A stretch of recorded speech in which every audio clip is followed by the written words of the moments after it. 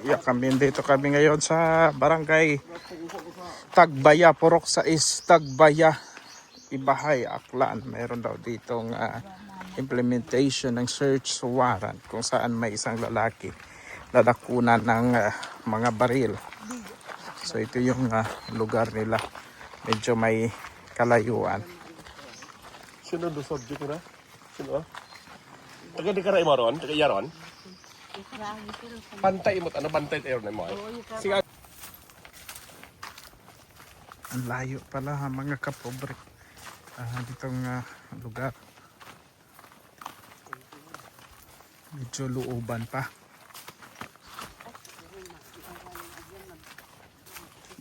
May mga tuod gali, no?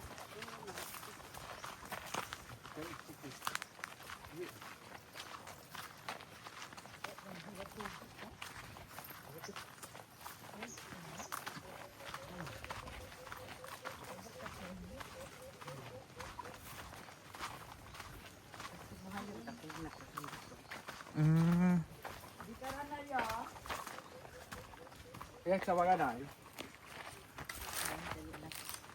Di ka rin man na, pwede ka rin. Mas magapit ka rin o di ka rin? Kara lang. Karoon May ka ano man. magi. Oo. Sige na, una ikaw.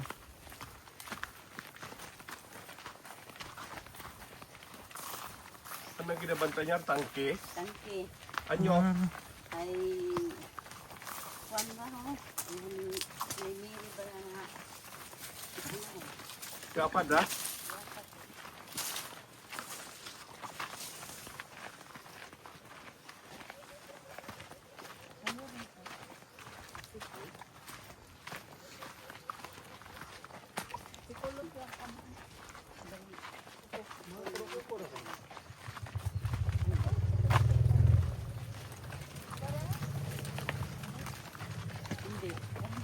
Bukod taga iyaro nadakpan nga ro dai. Bukon yun.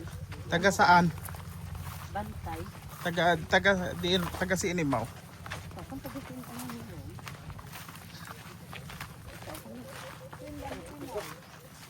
Pwede niya ho? Pwede niya ito sa kayo.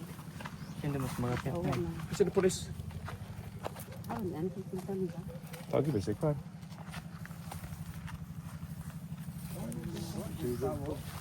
Wa, ito katungo pa yan ko. kasi mag ambil ka na o di ka na Pwede niya karay tao. o para lang may ayam ko May ayang. Iyak pag-iyak ka. basta makuan kita Beware of dog, abi. Nakabutang. Delikado ba sigla yan? Nakalagay, beware of dog.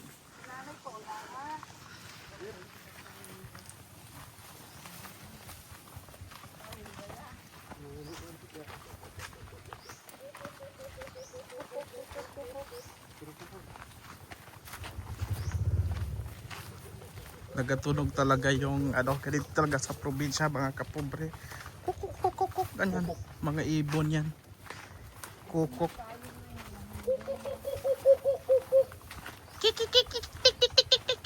Ay. Lain na ta.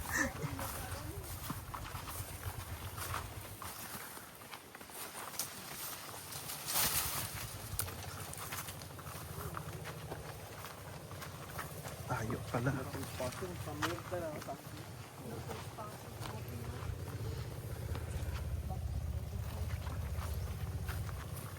Bali fish pond pala ito. Lapad na fish pond.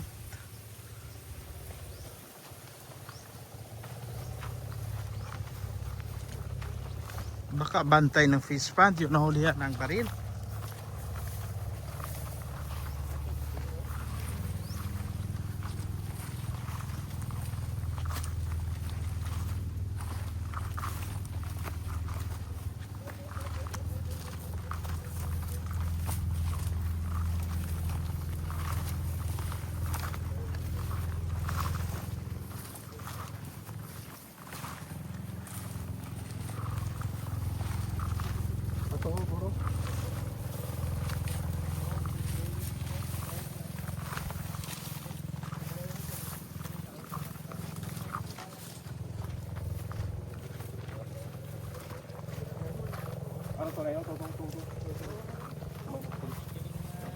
Yala ikaw dai. Oh, yeah.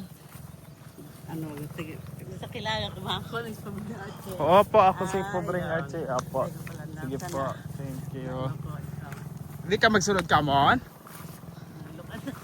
Ha? Wa, man ako pon man.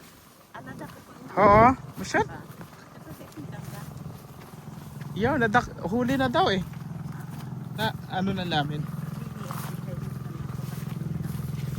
Kabi pag ina-operate.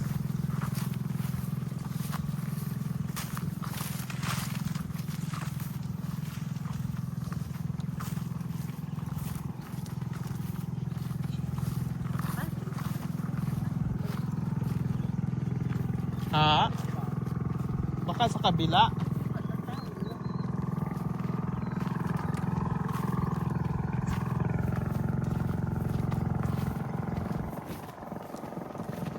Mukhang wala raw tao.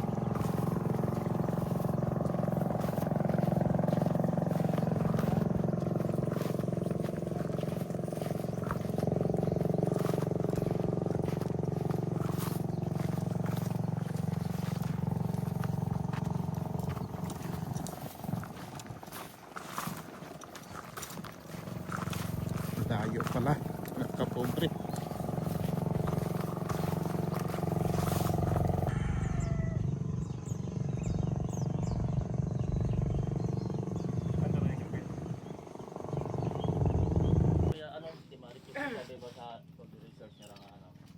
Tatlong baril, shotgun, may mga bala.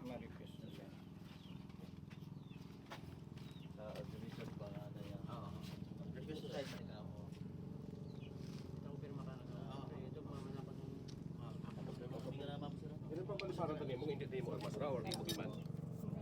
Ano istorya mat iya ikaw? Mat iya ikaw di Ay, karasan. ako lang masawa, yung hire kami ba ya? Bilang bantay aguns. Okay, guns meaning grupo ka mo, may grupo. Para bantayan take over do tangke. Kan upa ka mo. Ayon sa pahayag ni alias Aris na taga Rojas Oriental, Mindoro, napag-atasan lamang raw silang i-take over ang nasabing property. Siyempre sa ngalan niya, ginasilduhan kami tamong amo para Amo. pagtanggol ang Oo. diri. Ay, mabalos. Balos ka mo lupok. Muna guro nga may lupok ang gagabati ya. So sa way magkamanigo nga tawo sa inyo nga parte.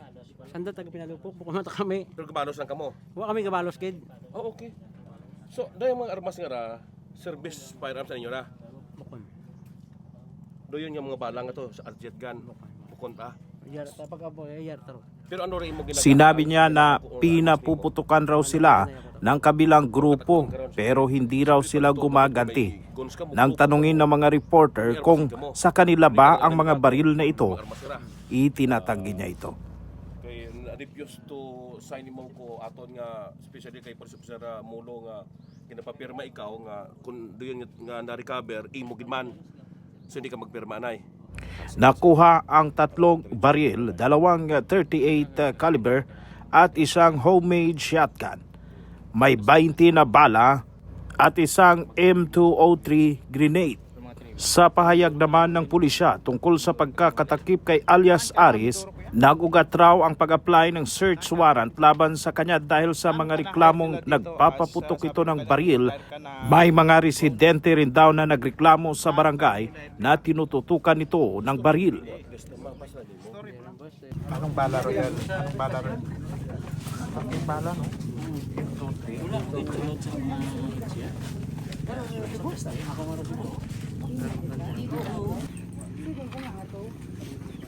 Ay, yung madi yung anak na? Ano pamilya?